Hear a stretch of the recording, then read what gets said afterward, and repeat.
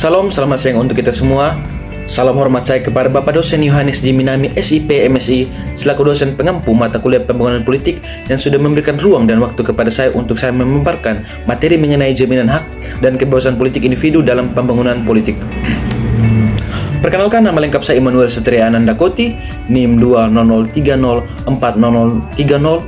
kelas A, semester 4, Prodi Ilmu Politik, Fakultas Ilmu Sosial dan Politik, Universitas Nusa Cendana Kupang. Baik, kita akan masuk ke pembahasan. Pertama-tama saya akan membahas apa pembangunan politik. Pembangunan politik merupakan salah satu kajian dalam ilmu politik yang hadir sebagai suatu upaya untuk memahami perubahan sosial politik yang terjadi di negara-negara berkembang.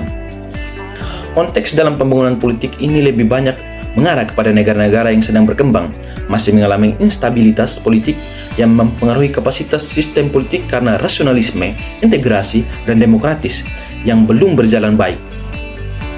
Ketika kita berbicara tentang jaminan hak, maka kita akan membahas yang namanya demokrasi.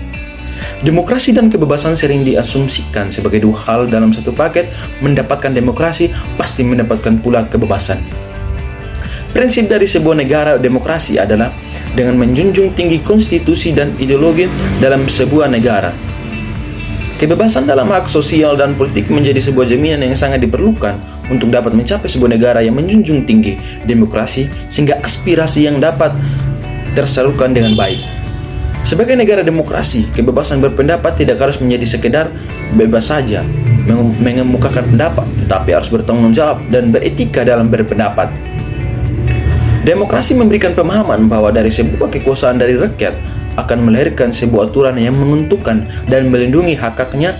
Agar itu terlaksana, diperlukan sebuah peraturan bersama yang mendukung dan menjadi dasar pijakan dalam kehidupan bernegara untuk menjamin dan melindungi hak-hak rakyat. Jadi dapat disimpulkan bahwa kemerdekaan menyampaikan pendapat di muka umum harus dilaksanakan dengan bertanggung jawab, sejalan dengan ketentuan peraturan perundang-undangan yang berlaku.